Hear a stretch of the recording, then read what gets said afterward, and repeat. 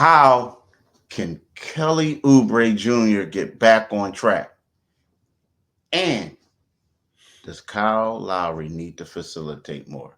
We'll talk about that and more next on Locked On 76ers.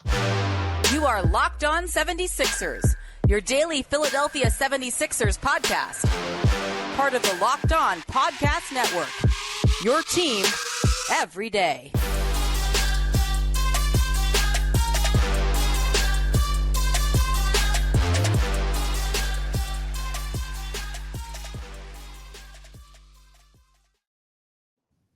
Thanks for making Locked On 76ers your first listen every day.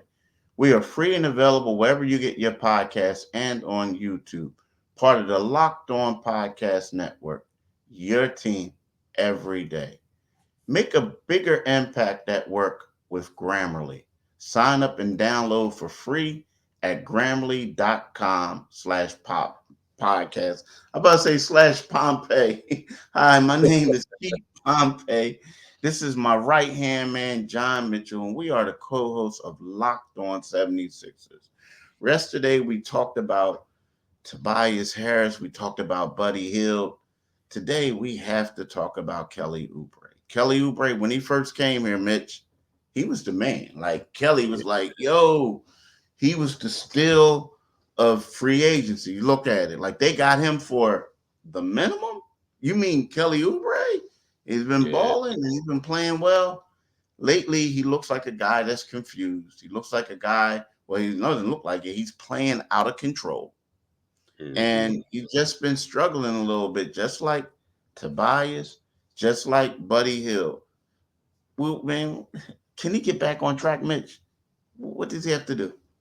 I think he can get back on track, Keith. I think that, like you said, when he first got here, he was looking, he was dropping, scoring,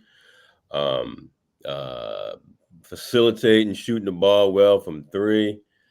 And, I know a lot of that was obviously because they had the full complement. They had their full roster. But I think there's an opportunity for him, particularly with the struggles that Tobias, or the up and down, because I think Tobias will get back on track. I think that everybody will get back on track soon, hopefully this month. But I really think he's, he has to be more aggressive, put the ball on the floor and go to the rack a little bit more. His three-pointer has, really fallen off, earlier. In that first stretch before he had his, the bicycle situation, he was shooting 37.8, almost 38%, on his threes. And since he's come back, he's shooting below 30% on his threes. So I'm like, you know what? Just go to the rack, use your athleticism, use your ability to create, but be very aggressive. And I say be very aggressive because Tobias shot the ball 19 times the other night and lost to Boston, made 5 of them. And, not to beat up on Tobias, but because I'm glad to see him being aggressive, even if the ball's not going in. I prefer for it to go in.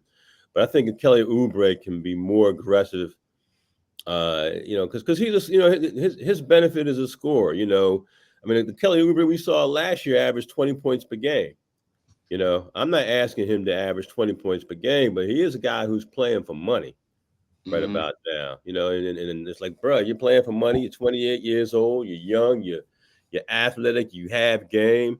Put it on display, and a lot of it now is, this is becoming more of the Nick Nurse stretch, stretch of the season when Joel was out there averaging more points per game than he was minutes played.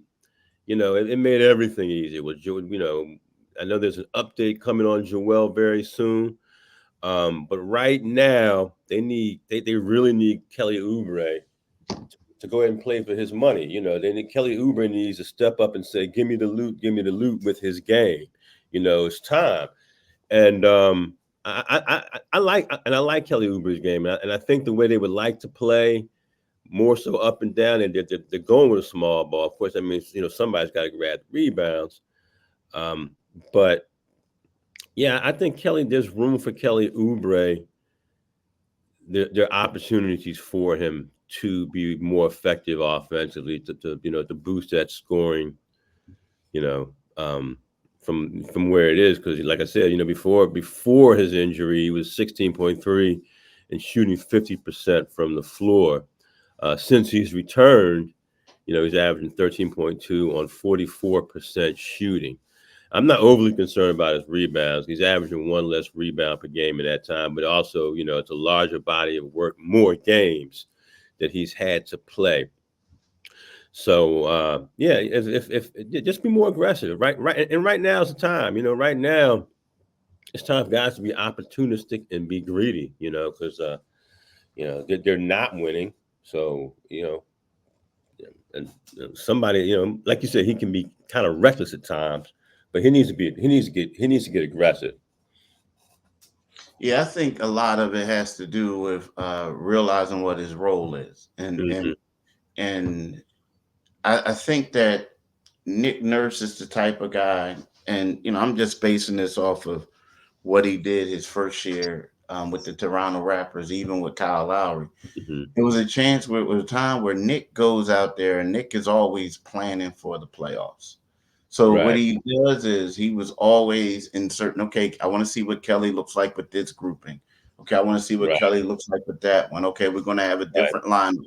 Okay, Kelly, you're going to be a shooting guard. Okay, Kelly, you're going to be a three. Okay, Kelly, I know you had a great game, but now you're going to come off the bench. We're going right. to have you over on the corner, stuff like that. And then all of a sudden, Joel gets hurt. So it changes again. And then you Mm. have new guys, and they're getting up the shots.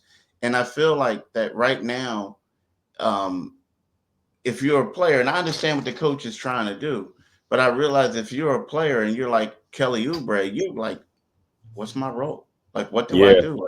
What am I here right. to do? That's a good point. Then Real you know good what I mean. point. So, and then with the Joel thing, I hate to be repetitive, but I think that kind of like made it worse, right? Yeah, Because it's just so now you got different guys coming back in.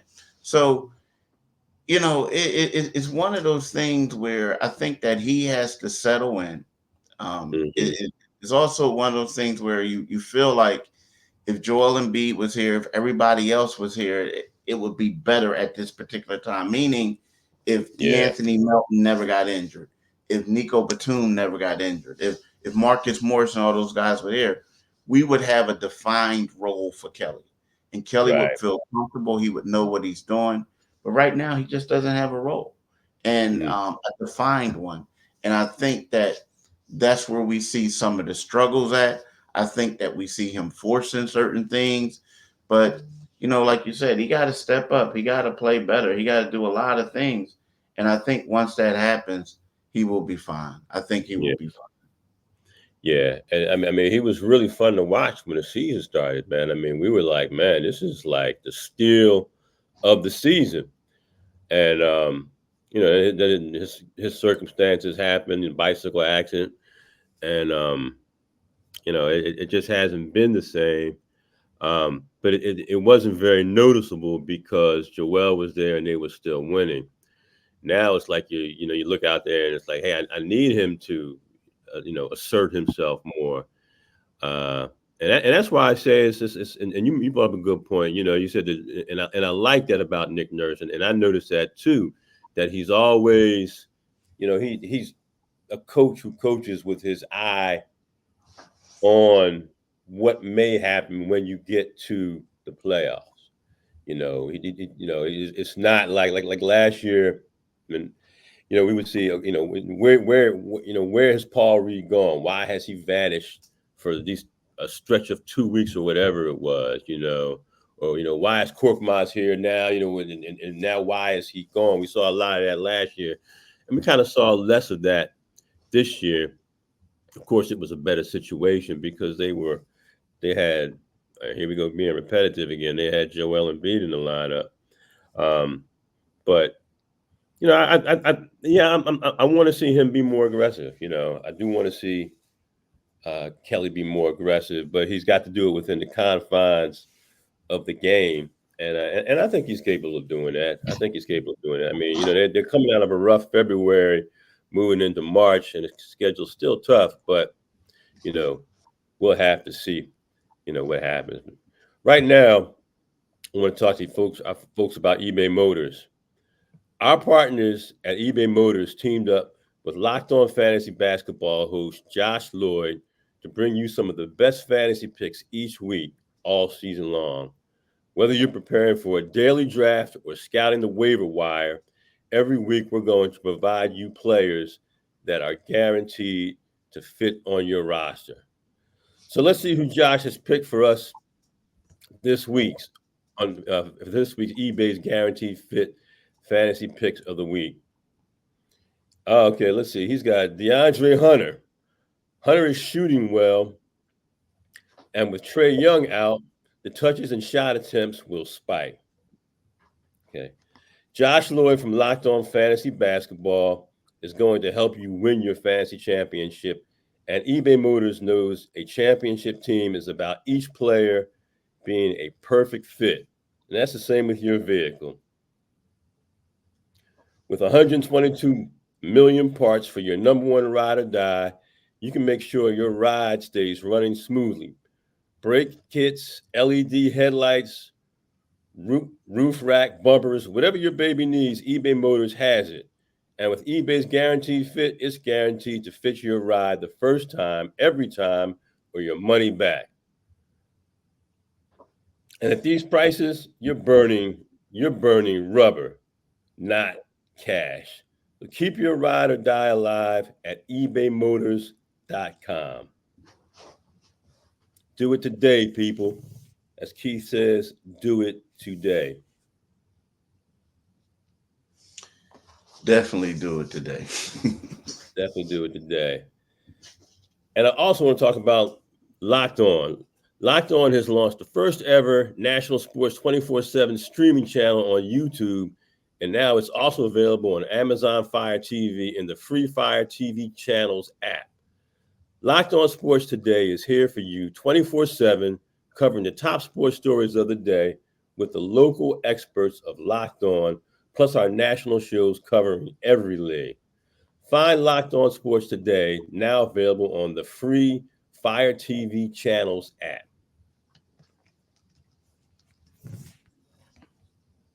Do that as soon as possible. Yeah, you know what, Mitch, I want to talk to you about something else. Kyle Lowry. Mm-hmm. So, you know, you look at Kyle and sometimes you wonder what's going on. And what I mean by that is, you know, like the Sixers, everything runs smoother when the ball is in his hands. But the last game, I noticed that there was a lot of times where he would just get a ball to Maxey, and then have Maxey run the offense. But then at the same time, he was always directing. Like he was like, you go over there, you go here, give him the ball, da. And I'm saying to myself, like, why direct? Why not just do it?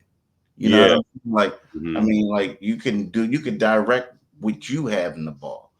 But it's two ways to look at it. Like one, Maxey has to get that. He has to learn. Right. So it's like, you know, only how you're going to learn is by doing it. Right. You can look at it, but you're really going to learn by initiating the offense. So I get that. But at the same time, I just feel like the 76ers are a better team when the ball is in his hands, when he's getting these minutes. Yeah. You know what I mean? Like him off to the side isn't really doing anything for me. Like it's not. Like I need him to get into the ball, get in there. I mean, handling the ball and running plays. I need him. I need to see him doing it. Yeah. Yeah, and I agree. I mean, a lot of that now is so much of that load is falling to Maxey because he's 15 years younger than Kyle. But no, you need to have, you know, that's the value. You know, if you go out and you add Kyle, you know, at the trade deadline, you know, let's utilize him. Let's get out of him what we can get out of him. And what we know he has is he has experience as a Sage-like veteran. I mean, we all know he's a multiple-time All-Star. He's pretty much done everything, and he is your point guy. And when he made his first appearance, with the 76ers, he really looked, ready to step into that role and to keep, to put Maxey more off the ball, make him more effective. And that's something that, when he's doing that, as tough as it has been for them because of their circumstances, I think he brings you more value when he's on the floor. When he's sitting on the outside and more of a spectator, that's not Kyle Lowry. That's not what he's done for 18 years in the league. So you need to have him being more of that setup guy, and even, I mean, I know the offense has ground to a halt to a degree because of the obvious reason. Those 35 points they don't have in the middle of the floor anymore. But I mean, that might be the way to go. I know, and I know, like they're playing a lot more small ball lately. But if you have Kyle out there directing things, redirecting, and Kyle can still score the basketball too. I believe he can still score the basketball. I mean, it's not like his Halicone days, of Toronto, and some of his days at Houston when he was really an offensive threat. But he can put the ball in the basket. But if he's going to be out there, make sure Kyle Lowry is involved. Yeah, I agree 100%. Make sure he's involved. Now, again, I get it. He's here to help nurture him. But is it a win now approach? Nah. Or is it a build for the future? Because it looks like it's built for the future. Yeah. You have him, orchestrating the offense and everything like that. Because that's the best thing he can do right now. Like, Kyle can be a leader. I get that. But that's his number one, his best attribute. But at the same time, what we saw against that Knicks game, we saw how a guy was being able to get dimes, do all types of stuff, play that way. And I feel like, the Sixers are better suited if he continues to do that, and even like, Campaign's a good guy. He can score, he can get buckets. He helped them the last game. But I just feel like the offense flows so much better. And the thing is, when you have a team and you have guys struggling like Tobias Harris, like Buddy Hield, Paul Reed, you need a point guard that's going to be able to get them a ball where they want it. Turn a good shot. I mean, it's like great shot opportunity. So, I feel like they need to give him the ball more and let him work. And then let's face it, it's going to free Maxey up to do other things. Yeah. Right now, he's more of a scoring guard than he is a point guard. So I just wonder, what they want to do. And maybe they're showing us what they want to do. They're saying, hey, we're just going to try to work on Maxey, get him better, have him, score points, do whatever. But I just feel like Kyle needs to have more control of the offense in regard to touching the rock.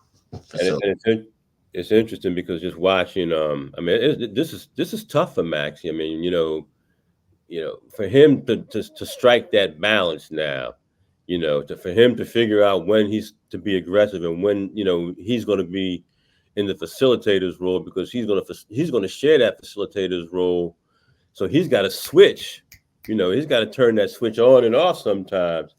With Kyle. So I think this is going to make him better. I think it's going to help him from the standpoint of being on the court and his mind, going from facilitate to, to score, when to pull back. All those things he's going to have to do as he gets better and his teams are better prepared for what he does in the league. So, I mean, let's be honest, man, we're mostly looking at a build for the future. I mean, even if Joel does come back, he's not going to be himself. And who knows, maybe he'll fool me if he does come back. So there's so many questions, but it's nothing's right now is more important than from a player personnel standpoint than to have Maxey continue to develop as a player, because this is the formative years, man. He's how whatever ceiling he's going to get to, and we know he's going to get a significant contract. Whatever ceiling he's going to get to, he's got to keep advancing those skills. So I hear you. Yeah. Listen, right now I want to jump in here and talk about Grammarly, something that can help a lot of people. And when I was writing on a regular basis at the Inquirer, I used to think about what it might be like to have something like Grammarly. But no matter what kind of work you do, how you communicate is key. All those emails, reports, and presentations are equally important to the collaboration needed to get things done. And Grammarly can help. Grammarly is your AI writing partner to help you communicate more effectively and efficiently so you can make a bigger impact at work. That's crucial. 96% of Grammarly users, I need it verbally. Grammarly users report that Grammarly helps them all craft more impactful writing. Grammarly works across 500,000 apps and websites, and it just helps professionals get more done. Save time with one click and go from editing drafts in hours to seconds. That'll help you on deadline, Keith. 93% of professionals using Grammarly Premium report that it helps them get more work done. So make a bigger impact at work with Grammarly. Sign up and download for free at Grammarly.com/podcast. That's GRAMMARLY.com/podcast. Easier said than done. Do that today. Definitely do it today, people. Definitely do it today. So the thing is, Mitch, when we look at this, I mean, and you talked about it, you know, um, you touched on it when you said in your idea, it looks like they're trying to build for the future. Mm-hmm. Do you think that's best? I mean, or do you think, because look, if you got these guys here, why not try to win? Like, what I mean? Why not? Like, I think, like, if you got it, why not try to do it? Now, I do feel like they want to look at guys, see what they can do, because all these guys, even the guys they acquired, are on expiring contracts. Yeah. Like, you know what I mean? They're all on expiring. Yeah. But, like, do you think it's best to just worry about the future or try to make a run at it? If I don't think this. Yeah, that's a good point. And I vacillate from let's make a run to let's build for the future. And when you mix a little bit of reality into that cocktail, I think it's like, you're building for the future. This season, you're building for the future. And even from a standpoint of looking at the contract situation with the guys that they have, what is it? 2 guys will be under contract this summer, if I'm not mistaken. Maxey, of course, they're going to sign Maxey. Yeah, he's going to be 3. So it'll be 3. And although Buddy Hield has been up and down, I mean, I think Buddy Hield, alongside Joel Embiid, I'm not even going to describe him as healthy, alongside Joel Embiid. If you put them out there and can, I keep hearing, the whole Paul George thing. I know I'm going way down the road right now. But I think you're building for the future, only because let's look at this team. They're coming off a 4-8 month. They've won, 4 times in the last 16 games or something like that. You want to say that they may be able to salvage something, and they may make it into the playoffs. And my sense is that Joel Embiid will be back. I just don't know what form he'll be in. If he's not in prime form, the goal has always been get past the second round for the last 2 decades. For the last 2 decades plus, you can't get past the second round. You're a playing team. at right now where they are currently. So I think you're really building for the future. If you have to sit down when Daryl Morey closes the door, and he's talking to Joshua Harris and those guys, it has to be like, hey man, look at the card we've been dealt once again. We don't have the health that we need. We literally don't have it. We don't have the player personnel right now. And they know that. So I kind of say aside with, you're building for the future, but they are in position from a flexibility standpoint. I know this isn't the greatest year for free agents, but it's the best position they've been in with Joel Embiid in his prime. And even with his injuries, he's in his prime. Yeah. Yeah. I mean, yeah. Well, I mean, we'll see. I mean, yeah. It's just. I mean, I Fans just. don't want to hear that. What they Fans, don't. They don't want to hear fans that. don't want to hear that, and I get it. I mean, even if you're covering the team, you're like, yo, I want to see y'all win. Like y'all been try to win. You know what I mean? I mean, if you want to cut players, they want to do that. The only problem is the thing that they have is they got to be careful right now because they got a lot of guys in expiring contracts. Mm-hmm. Guys are trying to get paid right now, and they were rolling for a minute. They were. Well, got Embiid, got hurt, and then now all of a sudden it's kind of like we look bad, like, and it's messing up my money. So they gotta hope that they don't lose these guys. That's the thing in the process because if you don't try, it's going to get to a point where like I know, it's going to be a lot of guys going to be shutting stuff down because this is looking crazy, and that guy little boo boo or whatever it is, and it's like, hey, your agent, like you might be better just sitting it out, telling teams you had procedure, whatever. So I just feel like because it gets to a point where people start worrying about self, and if you keep losing like this, it's going to come to that point where self is going to take over. Team is going to be more important than team goals, especially if they don't think the team trying to win. At the end of the day, everybody in the NBA is an independent contractor. Yeah. As an independent contractor, unless you're a corporation type player like LeBron in his prime, Luka, guys like that. Yeah, you're right. You're right. Look, y'all, Locked On has launched the first ever national sports 24/7 streaming channel on YouTube, and now it's also available on Amazon Fire TV in the free Fire TV channel app. Locked On Sports Today is here for you 24/7, covering the top sports stories of the day with the local experts of Locked On Plus, our national shows covering every league. Find Locked On Sports Today now available on the free Fire TV app. So all I want to say is thanks for making Locked On 76er your first listen every day. Remember, we are free and available wherever you get your podcast and on YouTube. Part of the Locked On Podcast Network.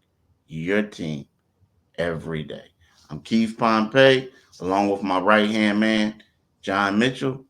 And we just want to tell y'all thanks for listening and have a blessed day. Peace, y'all.